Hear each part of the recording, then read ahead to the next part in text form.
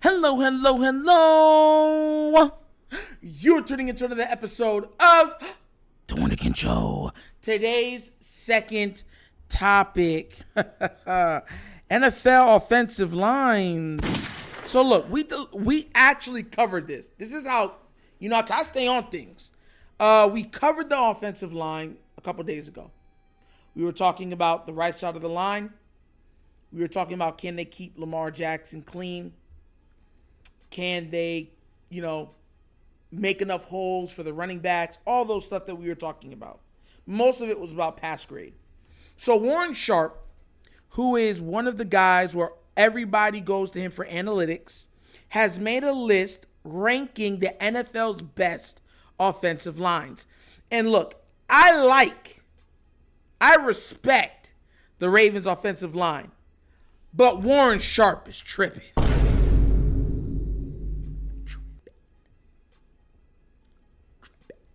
So, I'm going to read this off to you real quick, and then we're going to dissect it and go into it. You know how we do, dumpster dive into it. You know how we do. So, without further ado, let's get to this list. So, ranking the NFL's best offensive lines, we're going to start 1. We're just going to do 1 through 10, all right? Number 1, Eagles. I don't know how anybody can argue that. Number 2, Lions. They're definitely up there, but I want to have them number 2. Number 3, the Ravens. The Ravens are the third best offensive line in the league. Third? I'm going to get to why I have a problem with that later. But whatever, let's keep going. Number 4, the Chiefs. The Chiefs were the highest graded offensive line last year. And they just upgraded to make it better for this year. And they're 4th? Whatever. 5th, Browns. I can respect that. Packers, 6th. 7th was Broncos. 8th was Cowboys. 9th is Falcons. And 10th is the Vikings. The crazy thing is, for all what the Bengals fans say, Bengals is middle of the pack. Bengals is number 13. They say they got the Bills at 21. Yikes. But let's get into what I think about this list. Top 10. The Eagles was by far the most dominating pass and run blocking offensive line in the entire NFL. And it's not even close. It's not even close. Everyone talks about the weapons that Jalen Hurts has and how that played a big thing into how well he did. No, the offensive line mauling people did. They were molly-whopping guys. They could run when they wanted to run. And because they could block so well in the run and you had to put extra guys into it, then it would open up the pass game. That line had no weaknesses. None. It was just monsters mauling over the poor defensive linemen that had to face them. So that's an easy one, right? The Lions, I would have the Chiefs top 3. Here's the thing. I always say this. You've heard me say it so many times, you should be able to reiterate it on cue. If you don't have the best weapons in the NFL, how do you mitigate it? You mitigate that problem by having an amazing O-line. That's the give and take. That's what Brady had all those seasons and years when he had subpar offensive talent on the outsides. That's how you mitigate it. He said, okay, well, these guys can't get off the line quick because they can get jammed up and whatever. I need to buy time. But this offensive line can give you 4 or 5 seconds in the pocket. The pocket. Put me in the pocket. You get where I'm coming from? So that's the mitigation that goes on with that. If you're going to have a bad offensive line, then your weapons have to be absolutely astute. They have to be amazing. They have to be a well above average. You get where I'm coming from? That was what the Bengals was for at least 2 years. They had Chase, they had T, they had Boyd, they had the running back, they had the tight ends. Because their offensive line was giving them problems, like, hey, I need y'all quick to be open like that. So with that type of offensive power, they can get open quickly.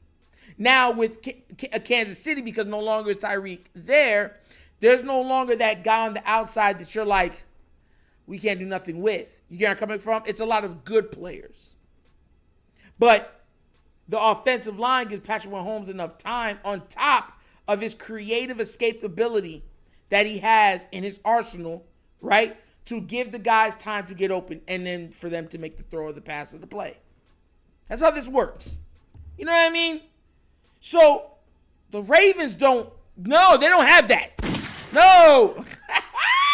What they have is an amazing run O-line. I think that, in run blocking, they're good. But pass pro, they're well in the middle of the pack, if not below the top half of the league in pass pro. To have them three, listen. Do y'all notice and I really do mean this. When they believe that the Ravens are going to go nuclear, stuff like this comes up because what they want to say is that Lamar has such a large amount of help that's the real key to his success. It's the same thing. You're going to hear that narrative a lot this year because I really think Lamar's going to go off. It was the narrative that was with Jalen Hurts last year, which was funny because, let's be real. Patrick, Burrow, all these other guys have been playing with absolutely amazing talents and they've been coming to the league. You know what I mean? But that's going to be where they go with this. They're going to say, Warren Sharp says the Ravens have a top 3 O-line. And they're going to say Zay Flowers is the best rookie wide receiver. They're going to say all these things to say, hey, when they're having success, it's because of the great team. And of course you need a good team to be successful. Let's be real.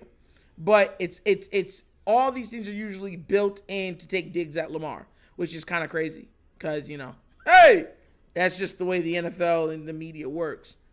But I'm looking over this list and I don't really flex with it.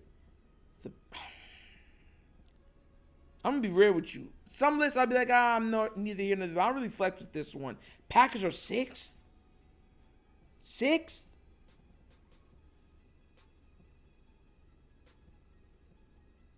'49ers is 17th?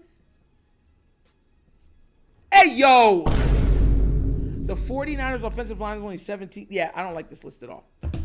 I think it's having bias.